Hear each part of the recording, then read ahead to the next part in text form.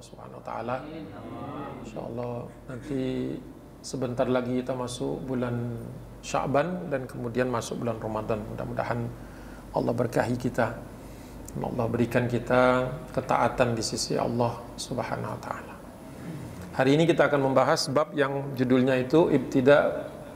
Jadi dimulainya maftaradallah Subhanahu wa taala, difardukannya oleh Allah Subhanahu wa taala ala Nabi Muhammad sallallahu alaihi wasallam, kepada Nabi kita Muhammad sallallahu alaihi wasallam, minas salati wa awqatiha, yaitu perintah salat dan waktu-waktunya. Sebagian orang mengira bahwa salat itu baru turun perintahnya pada saat Isra Mi'raj, padahal sesungguhnya tidak. Ya. Wafturidatis shalah alaihi sallallahu alaihi wasallam wa shalla Rasulullah sallallahu alaihi wasallam wa alaihim wa rahmatullahi wa barakatuhu. Qala Ibnu Ishaq. Jadi bab yang membahas tentang fardunya salat itu diriwayatkan oleh Ibnu Ishaq, wa haddatsani Shalih bin Kaisan an Urwah bin Zubair an Aisyah radhiyallahu anha, dari Bunda Aisyah radhiyallahu anha, qalat, beliau bersabda, ufturidatis salah ala Rasulillah awwala mafturidat alaihi raka'ataini kulla salatin thumma inna Allah ta'ala atammaha fil hadari arba'an wa aqarraha fis safari ala fardiha al-awwal raka'atain atau kama qala Nabi sallallahu alaihi wasallam. Bunda Aisyah, awal perintah salat itu diwajibkan kepada Nabi sallallahu alaihi wasallam pada awalnya adalah 2 rakaat setiap salat, dan salatnya hanya 2 waktu. Tsumma innallaha ta'ala atammaha, kemudian Allah sempurnakan untuk orang-orang yang al-hadar, orang-orang yang bermukim di satu tempat, arba'an. Jadi 2 rakaat, kemudian untuk orang yang tinggal di tempat itu 4 rakaat. Wa aqarraha fis safar, dan Allah memberikan kemudahan ketika orang dalam perjalanan, dalam safar, agar boleh mereka melakukannya seperti di awal, yaitu rakaatain. Ya, sebagaimana Allah turunkan di dalam surat Mukmin atau surat Ghafir ayat 55. A'udzubillahi minasyaitonir rajim. Fasbir inna wa'dallahi haqqun wastaghfir lidzambika wasabbih bihamdi rabbika bil 'ashyi wal ibkar. Shadaqallah. Dan bersabarlah kalian, sesungguhnya janji Allah itu benar. Wastaghfir lidzambika, dan memohon ampun, memohon istighfarlah kalian atas dosa-dosa. Wasabbih bihamdi rabbika, dan pujilah Allah dengan pujian yang tinggi di pada waktu bil asyi, ketika matahari turun, wal ibkar, dan ketika matahari hendak naik, di dalam surah Al-Mu'min atau surat Ghafir. Jadi salat di awal turunnya pertama kali perintah itu tidak jauh setelah turunnya surat Al-Fatihah dan surat Duha. Jadi sudah mengenal salat jauh sebelum Isra Mi'raj. Ya. Tapi waktunya hanya 2 saja. Jadi kita belum mengenal, atau Rasulullah SAW belum mengenal istilah salat subuh, salat zuhur, salat asar, salat maghrib, salat isya, belum dikenal. Baru dikenal nanti 5 waktu itu ketika turun dari Sidratul Muntaha, setelah turun dari Mi'raj. Itu pun jumlah rakaatnya mengalami perubahan-perubahan sampai dari 50 turun sampai dengan 5 waktu. Ya. Sedangkan sebelum itu solatnya dikenal sebagai al-asyi wal ibkar. Solat menjelang matahari atau setelah matahari turun, terbenam, dan ketika matahari hendak naik. Ya. Seperti itu. Nah, kemudian disyarah oleh Imam As-Suhaili, Abdurrahman bin Abdurrahman Al-Khas'ali, ya. Al-Khathami As-Suhaili, memberikan keterangan-keterangan agar kita tidak bingung tentang fardus shalah. Beliau mengutip, wa dzakara Al-Muzanni, Imam Al-Muzanni, anna salata qabla al-Isra. Jadi yang 2 waktu ini terjadinya sebelum Isra. Maksudnya sebelum Isra Mi'raj, ya. Karena kita tahu kan, subhanalladzi asra bi 'abdihi lailan minal masjidil haram ilal masjidil aqsa alladzi barakna haulahu. Peristiwa ketika Nabi SAW diperjalankan Allah Subhanahu wa taala dari Makkah, dari Masjidil Haram ke Masjidil Aqsa. Kemudian naik ke langit Sidratul Muntaha untuk menerima perintah menyempurnakan perintah solat yang tadinya hanya 2 waktu menjadi 5 waktu. Nah, sebelum Isra itu kanat salatan qabla ghurubi syams wa salatan qabla tulu'iha. Satu solatnya itu adalah qabla, ya, sebelum ghurubi syams, sebelum matahari naik, dan kemudian sebelum matahari turun, kemudian wa salatan qabla tulu'iha, dan satu solat lagi sebelum waktu tulu, waktu munculnya matahari. Wa yashhadu li hadzal qawli qawluhu subhanahu wa ta'ala tadi, wasabbih bihamdi rabbika bil asyi wal ibkar, surat Ghafir tadi. Kemudian waqala Yahya bin Salam, ini Imam Yahya bin Salam mengatakan yang serupa dengan itu, mithlahu, waqala kanal Isra, sesungguhnya Isra Mi'raj itu, wa furidatis salawat al khamsu, baru nanti setelah al Isra, setelah turun dari peristiwa yang bersejarah itu, barulah ada solat-solat yang 5 waktu, ya. Dan perbedaannya muncul dari sini nanti. Ada yang mengatakan qablal hujri bi'amin, ada yang mengatakan 1 tahun sebelum hijrah itu sudah 5 waktu. Jadi ketika masih di Mekah, ya, ada yang berpendapat seperti itu.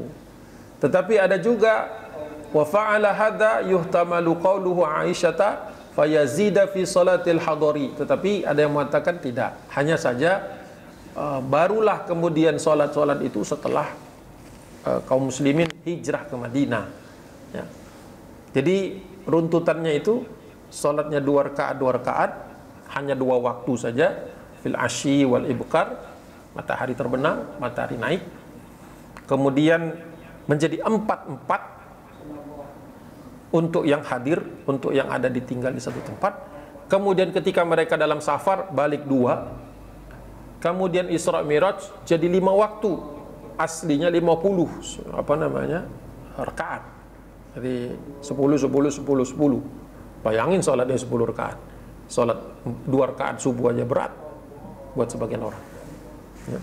Kemudian turun ke langit dunia, bertemu dengan Nabi Musa alaihissalam. Kata Nabi Musa, ditanya, berapa umatmu dapat solatnya? 50 waktu. Kata Nabi Musa, pasti berat buat mereka. Naiklah lagi, mumpung Jibril masih ada dan buraknya masih ada, naiklah lagi, mintalah kepada Allah agar diturunkan. Turun jadi 45, turun jadi 40. Berapa kali itu bolak-baliknya dalam satu malam itu? Turun sampai dengan 5. Ketika 5 waktu, Nabi Musa masih mengatakan 5 juga berat. Kata Nabi, saya sudah malu untuk kembali lagi kepada Allah. Alhamdulillah jadi 5 waktu. 5 waktu ini pun masih berat sebagian orang. Ya kan, subuh, isya, kata Nabi, subuh dan isya itu paling berat untuk orang munafik.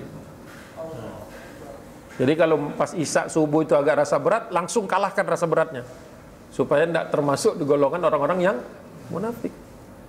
Ya. Ada juga perkataan Nabi bahwa salat asar yang paling berat. Ya, salat asar serba tanggung kan, selesai kerja belum, ya, tapi ya macam-macam lah pertimbangannya. Allahu a'lam bishawab. Mungkin di zaman itu asar itu kaum muslimin, orang-orang Arab itu rata-rata berteduh, masih cukup panas, ya, masih cukup panas, tapi tidak semenyengat zuhur. Seperti itu waktunya. Kemudian zida fiha hina ukmilat khamsan. Nah, barulah kemudian setelah dari Isra itulah bertambah jumlahnya dan disempurnakan jadi 5 waktu, ya.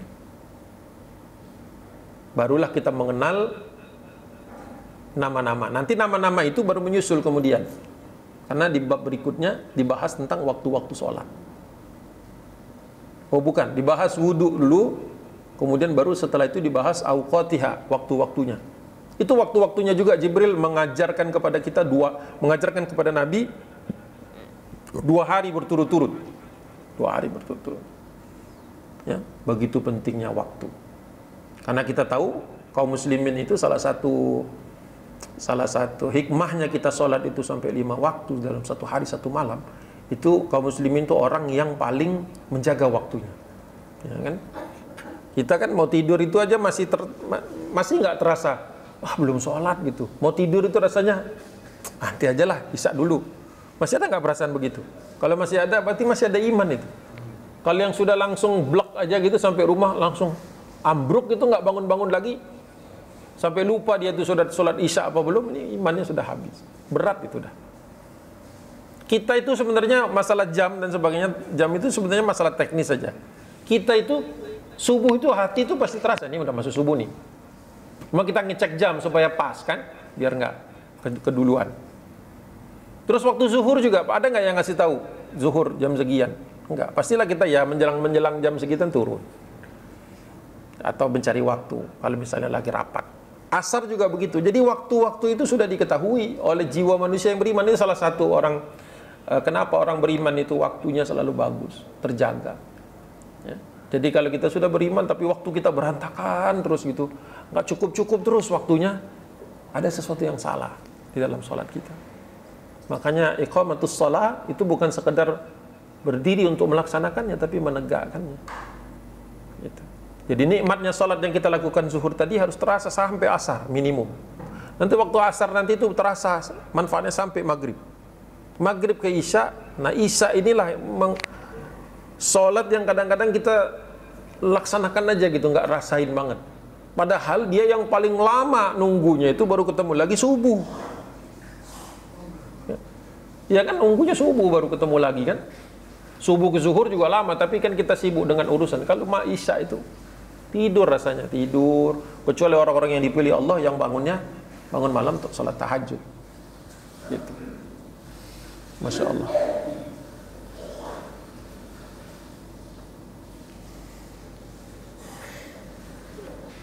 Kemudian keterangan tambahan lagi, waqad dzakara al-Bukhari, Imam Al-Bukhari min riwayati Mu'mar an-Zuhri an Urwah an Aisyah lagi qalat furidatis salatu raq'atain awalnya 2 rakaat thumma hajara, kemudian Rasulullah hijrah, thumma hajara Rasulullah sallallahu alaihi wasallam ila al-Madinah. Dapat yang lain mengatakan juga dari Bunda Aisyah periwayatannya ya, bahwa kaum muslimin setelah hijrah baru mengenal sholat yang 4 waktu, sholat dengan 4 rakaat ya. Walaupun pendapat ini termasuk pendapat yang tidak diikuti banyak ulama. Jadi yang mendapat sorotan dari Ibnu Hisham bahwa sholat itu hanya 2 waktu sampai dengan datangnya perintah 5 waktu setelah Isra Mi'raj. Awalnya 2 rakaat, kemudian jadi 4, kemudian 2 rakaat bagi yang safar, turun Rasulullah dari Isra Mi'raj, sempurna menjadi 5 waktu dengan bilangan-bilangannya yang berbeda-beda. Ya, perbedaannya hanya pada subuh dan maghrib saja, karena aslinya 4. Ingat tadi kata-kata aslinya tuh 4. Tapi kemudian untuk subuh jadi 2, untuk maghrib jadi 3. Selebihnya normal itu. Normalnya 4. Nah, itu selesai. Sesederhana itu. Kemudian bab berikutnya. Qala Ibnu Ishaq anna salata hina fturidat ala Rasulillah sallallahu alaihi wasallam atahu Jibril wa huwa bi a'la Makkah. Nah, perintah salat itu pertama kali turun kepada Nabi sallallahu alaihi wasallam ketika Rasulullah sedang berada di kota Mekah, lagi sedang berada di bukit-bukitnya, di ketinggian kota Mekah. Kota Mekah dikelilingi gunung dan bukit. Jadi ketika Rasulullah sedang ada di sana, bertemu dengan Jibril, fahamazalahu bi'aqibihi fi nahiyatil wadi. Kemudian Jibril menghentakkan lututnya, ya, lutut ke satu tempat atau satu aliran air, al-wadi. Fanfajarat minhu ainun, keluar dari situ air. Ya. Dengan izin Allah Subhanahu wa taala, ketika dihentak itu keluar air. Air inilah yang kemudian fatawaddo'a Jibril alaihissalam. Jibril kemudian wudu atas perintah Allah Subhanahu wa taala. Wa Rasulullah sallallahu alaihi wasallam yanduru ilaihi, dan Rasulullah mengamatinya. Belajar dari melihat. Jadi Jibril mengajarkan kepada Nabi tentang wudu itu bukan ngasih teori, tapi langsung praktek. Enggak ngasih tahu dulu ini ya, basuh dulu ini gitu, enggak. Air mancar dari hentakan tumitnya itu, lutut, lutut, tak tumitnya bawah. Keluar air, kemudian wudu. Sebagaimana wudunya Nabi yang kita tahu. Yang wajib waktu itu hanya 3 saja. Kemudian Rasulullah menyempurnakannya. Ya, tangan, wajah, mengusap sedikit dari rambut, ya, kemudian kaki, selesai. Selebihnya itu disempurnakan lagi. Disunnahkan Nabi untuk mencuci tangan dulu, kumur-kumur, hidung dan sebagainya. Tapi yang cukup kalau air sedang terbatas 3 saja. Nah, Jibril kemudian melakukan wudu dan Rasulullah yanzuru ilaihi, mengamatinya, liyuriyahu kaifat tuhuri lis-shalah. Jadi Rasulullah melihat cara bagaimana bersuci untuk salat itu.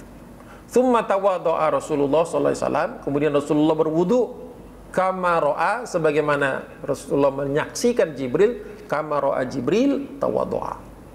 Gitu. Tsumma qama bihi Jibril, kemudian Jibril berdiri atau mempersiapkan dirinya untuk memimpin salat. Fasalla bihi wa shalla Rasulullah bi salatihi. Jadi yang pertama kali salat di muka bumi ini di zaman kenabiannya Rasulullah SAW, yaitu Jibril dan Rasulullah, nggak ada orang lain. Jibril dan Rasulullah saja. Jibril turun ngasih tahu cara wudu. Setelah dilihat oleh Jibril benar wudunya, maka sholat, Rasulullah ikut langsung di belakang. Sholatlah berdua. Jadi sholat pertama di zaman di kenabian Rasulullah SAW adalah malaikat memimpin seorang manusia, yaitu manusia yang terbaik, yaitu Rasulullah SAW. Gitu. Jadi langsung ikut. Tsumman sarafa Jibril alaihi salam. Kemudian Jibril setelah itu pergi. Berarti sholat Nabi itu sekali lihat saja udah beres. Faja'a Rasulullah sallallahu alaihi wasallam Khadijata. Kemudian Rasulullah mendatangi Bunda Khadijah. Kan tadi di atas bukit-bukit gunung Mekah itu. Kalau sekarang kita ke Mekah, mungkin bukit-bukit itu sebagian masih kelihatan, tapi sudah banyak dibangun, jadi nggak kelihatan lagi. Kalau kita lihat foto-foto Mekah tahun 50-an itu ya, atau sebelumnya itu lebih tua lagi, kan banyak bisa di Google tuh ya, Mekah tahun-tahun awal itu masih banyak bukit-bukit itu, paling 1-2 rumah di atas bukit, benteng Ajiat aja yang paling kelihatan. Kalau sekarang sudah ketutup sama hotel-hotel. Nah, Rasulullah SAW turun menemui istrinya yang sudah masuk Islam, Bunda Khadijah bintu Khuwailid radhiyallahu anha. Kadang-kadang disebut Khadijah Al-Kubra, ya. Menunjukkan bahwa beliau adalah orang yang mulia dan usianya lebih tua dari Nabi sallallahu alaihi wasallam. Faja'ahu Rasulullah sallallahu alaihi wasallam Khadijata fatawadda'a laha. Kemudian Rasulullah wudu di situ, memperagakannya untuk Bunda Khadijah.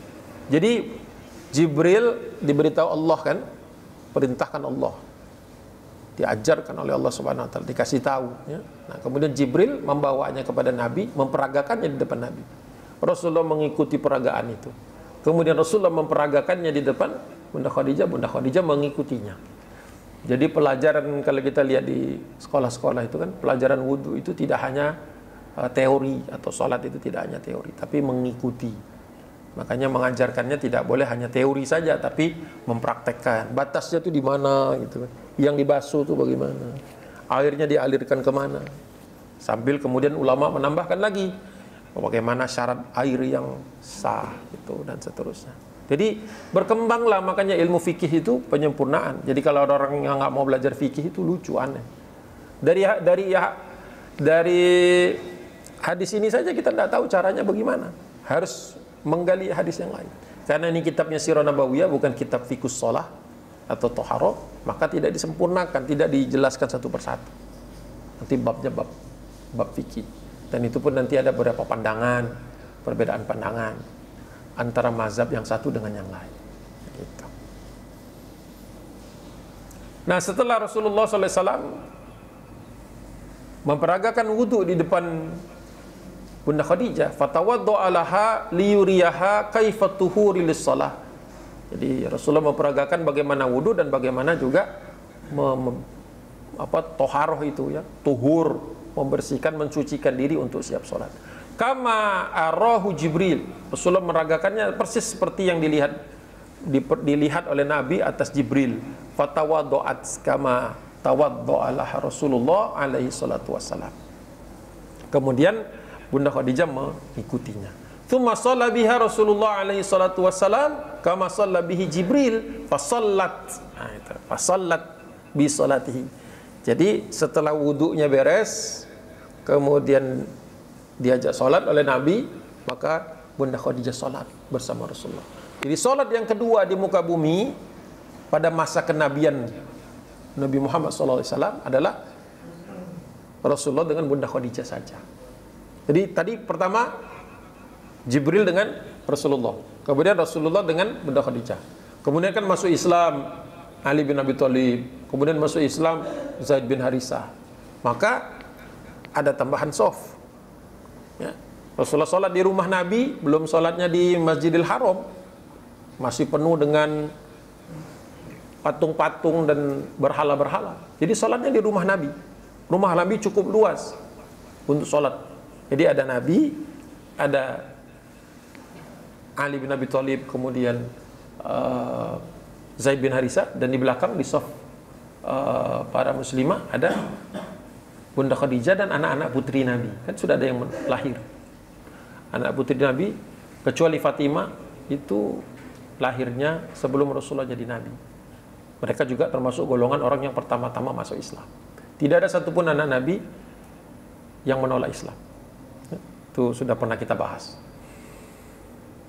Maka terbentuklah solat berjamaah pertama di rumah Nabi SAW, bukan di Masjidil Haram. Solat berjamaah setelah itu di rumahnya Arqam bin Abi Arqam, karena jumlah kaum muslimin sudah di atas 40 orang.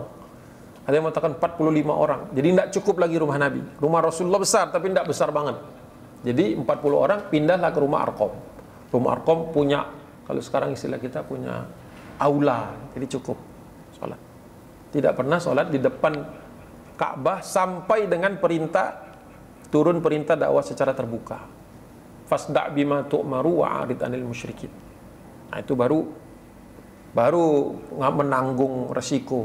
Sholat di depan orang-orang musyrik itu, kadang-kadang mereka teriak-teriak, kadang-kadang mereka ganggu, kadang-kadang mereka dorong-dorong, dan sebagainya.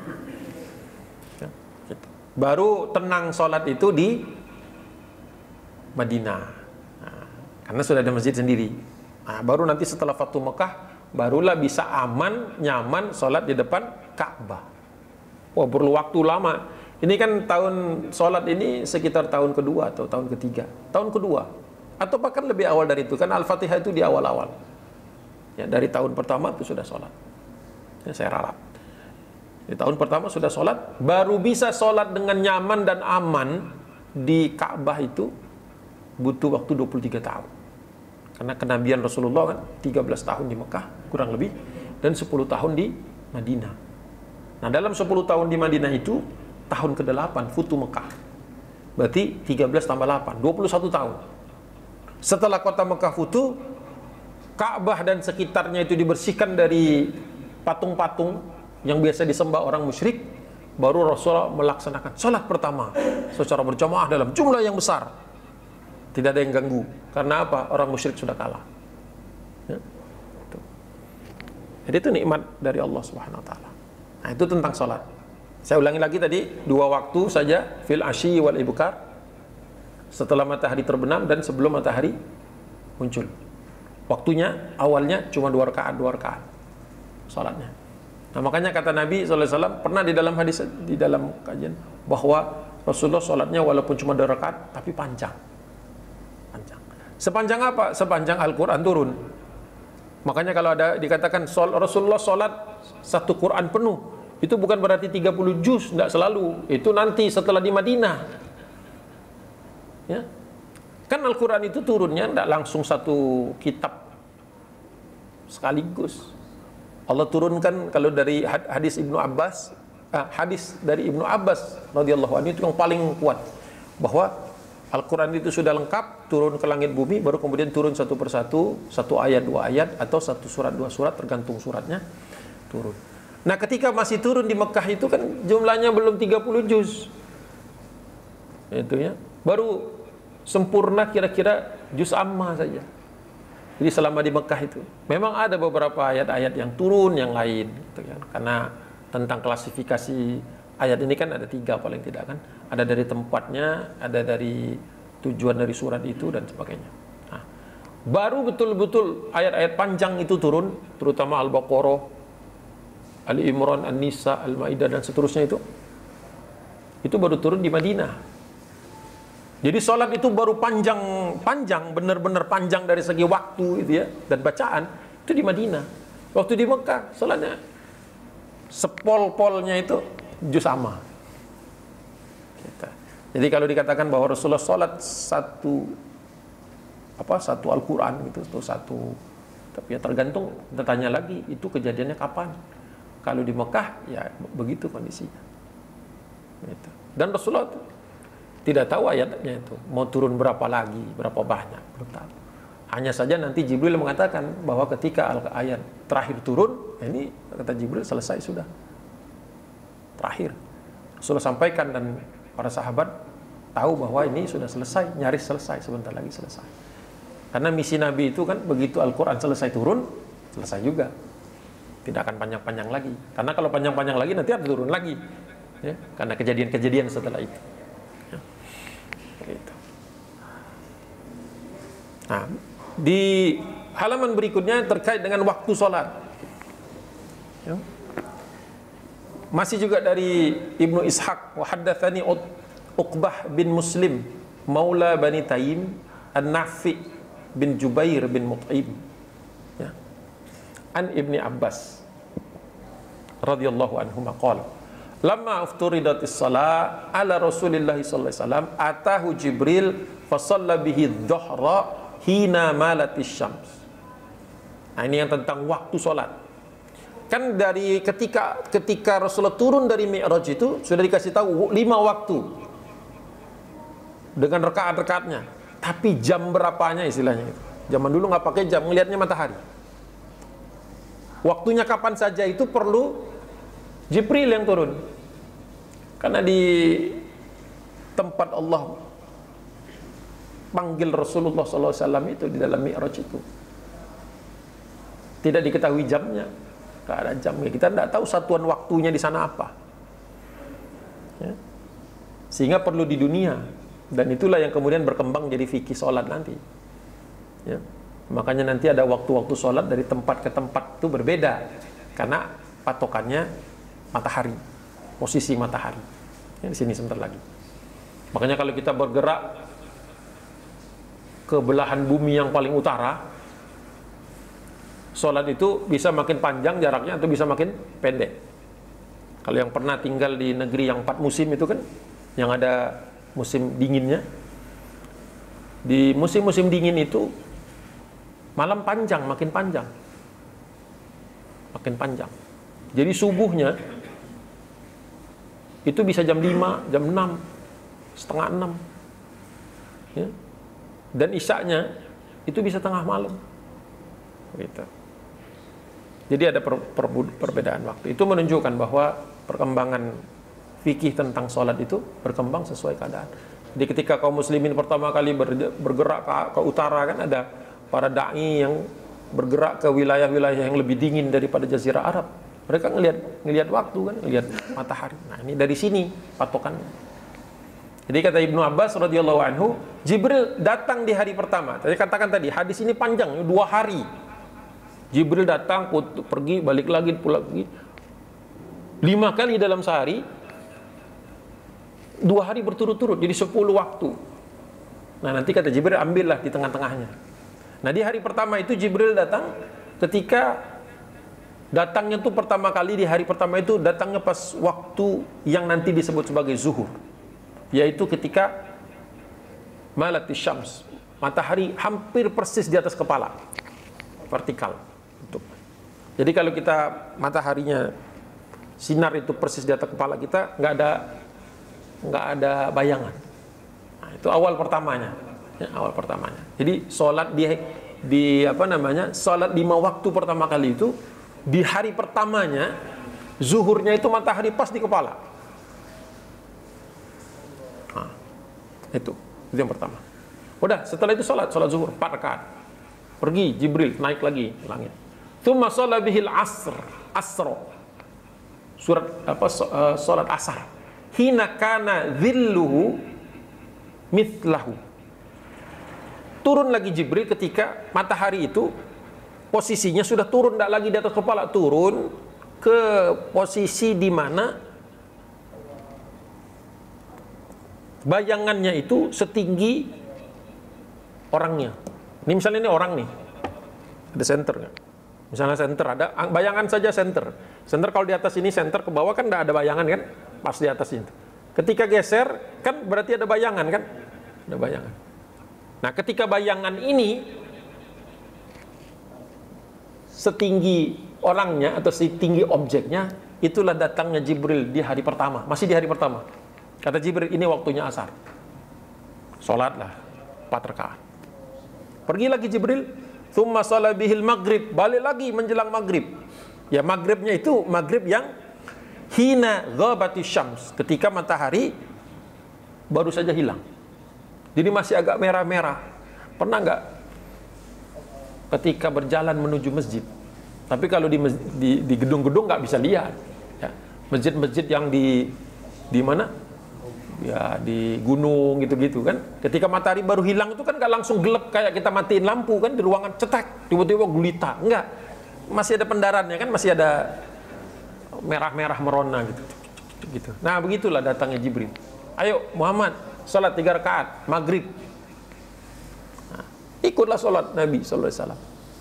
Jadi waktu turun dari Mi'raj itu baru tahu 5 waktu dan rakaat-rakaatnya, tapi belum tahu kapannya. Perlu Jibril turun 2 hari mentraining. Turun, selesai.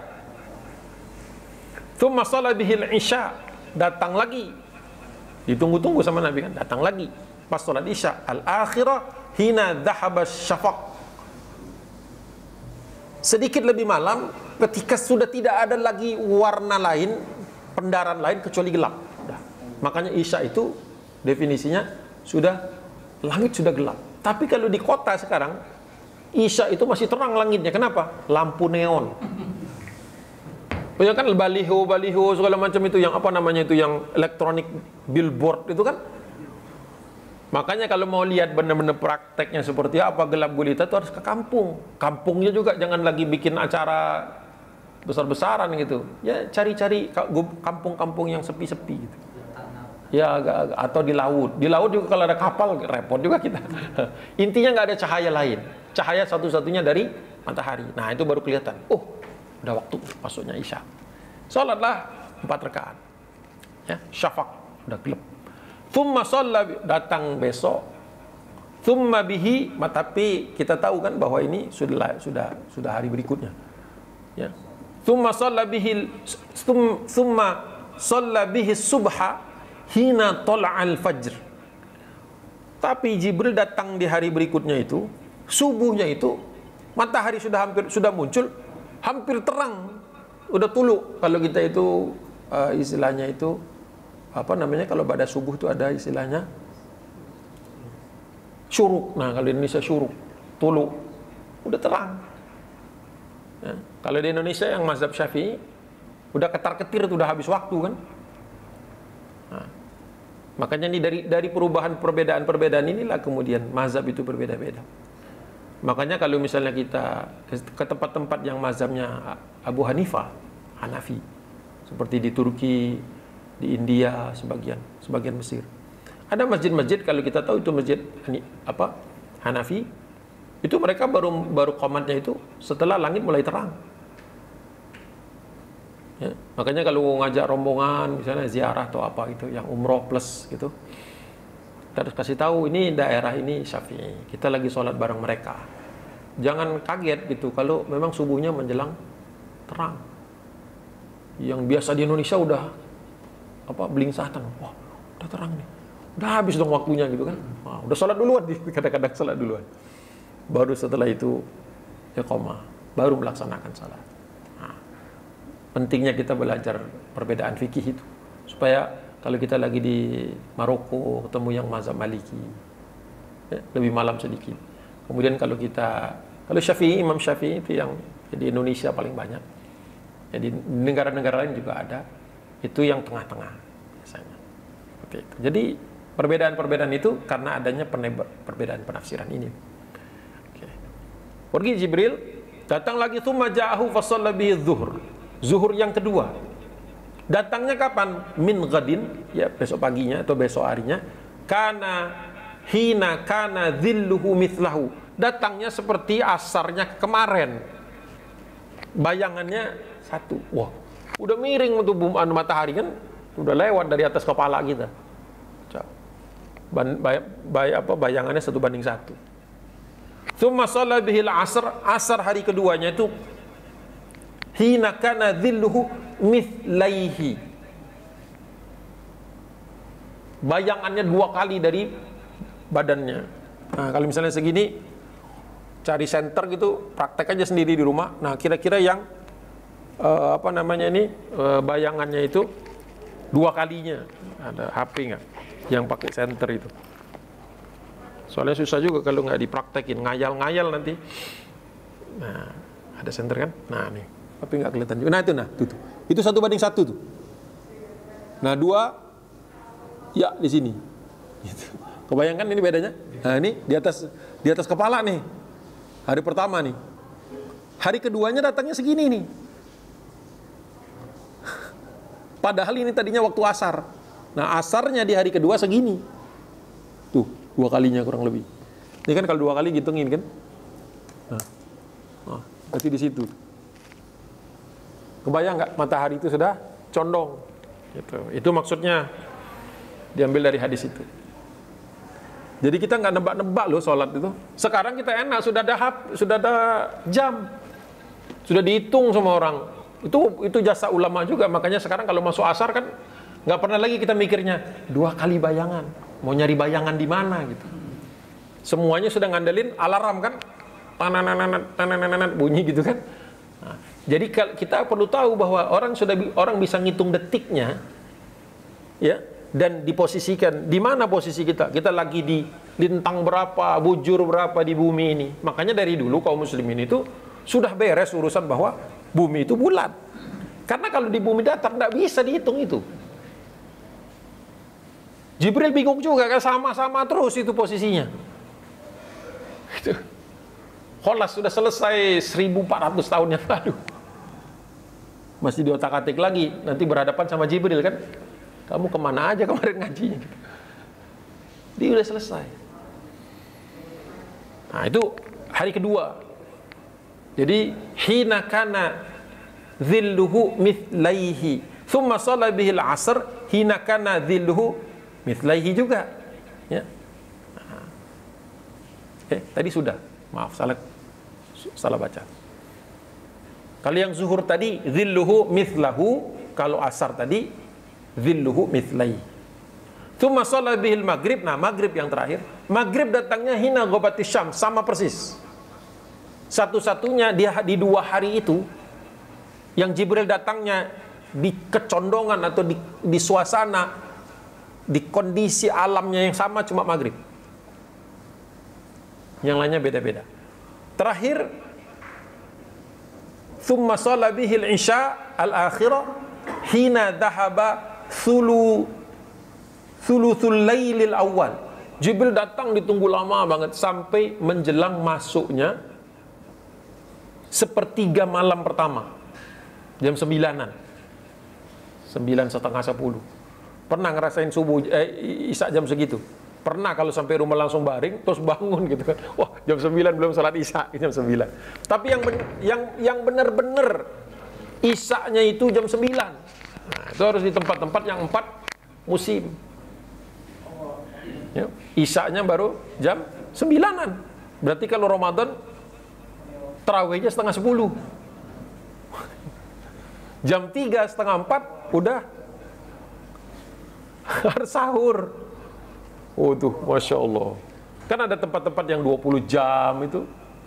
Ada yang tempat-tempat 18 jam puasanya itu. Karena perbedaan tempat tadi, kecondongan matahari, ngitungnya seperti itu. Nah, kemudian Jibril setelah itu tsumma qol ya Muhammad. Jadi setelah 2 hari nih, hari pertama cuma ngasih tahu tanda jam-jam sholat, suasana sholatnya itu kemiringan dari matahari itu. Hari kedua juga seperti itu. Selesai hari kedua setelah Isya, Jibril berkata sebelum pergi, "Tsumma qala ya Muhammad, as-salatu fima baina salatikal yauma wa salatukal ams." Wahai Muhammad, ambillah salatmu itu pertengahan antara yang hari ini tadi, hari kedua, dengan hari yang kemarin, kata Jibril. Jadi separuh dari hari yang pertama, separuh dari yang kedua. Tengah-tengahnya maghrib. Kenapa tengah-tengahnya maghrib? Karena dalam Islam, pergeseran hari itu maghrib.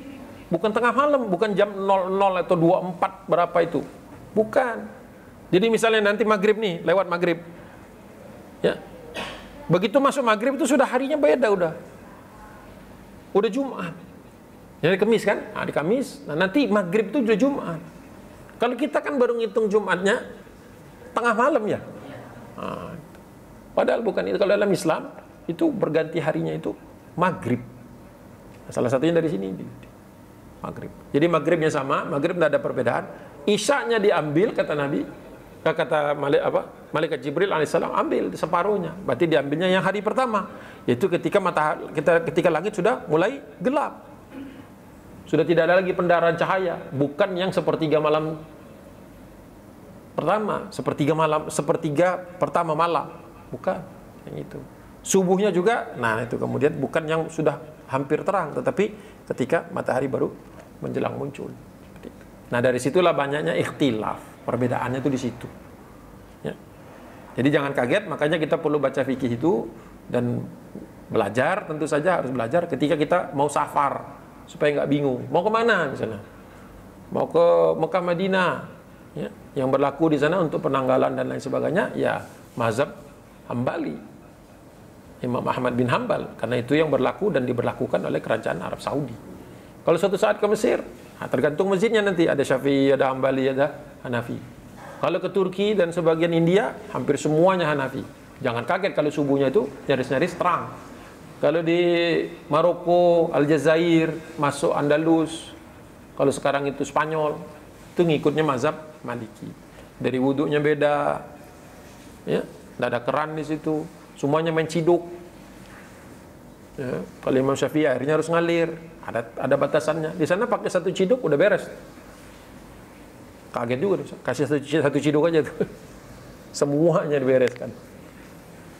Nah, itu perbedaan itu dari mana asalnya? Ya, salah satunya dari hadis ini. Jadi hati kita juga lapang. Ya, ada perbedaan, oh begini. Ada perbedaan, oh dari sana. Yang penting yang tahu itu bahwa mereka tahu ada dalilnya. Jadi kita jangan langsung bilang, oh ini aneh ini sholatnya. Nah, beda sama kita gitu kan. Iya, yang beda mazhab bisa jadi. Kecuali orang itu ngasal, itu beda lagi. Ya, kalau nanti sholat di Masjidil Haram kan itu kan muslim dari seluruh daerah itu. Ya. Jadi kita lihat itu beda-beda kan, ada yang Allahu Akbar tangannya gini. Nah itu jadi perbedaan. Gitu ya. Tapi di mana kita ada tempat kita sedang berada di sana kita hormati. Kalau lagi sholat di masjid yang Hambali ikut. Itu jangan ngasal-ngasal sendiri. Oh saya enggak dari Indonesia begini. Bikin masalah nanti. Karena tidak ada salah. Habis waktunya. Baik. Nah, kebetulan memang kajiannya sudah selesai juga. Insya Allah dalam ketemuan berikutnya kita akan membahas tentang masuk Islamnya Ali bin Abi Thalib. Insya Allah. Assalamualaikum warahmatullahi wabarakatuh.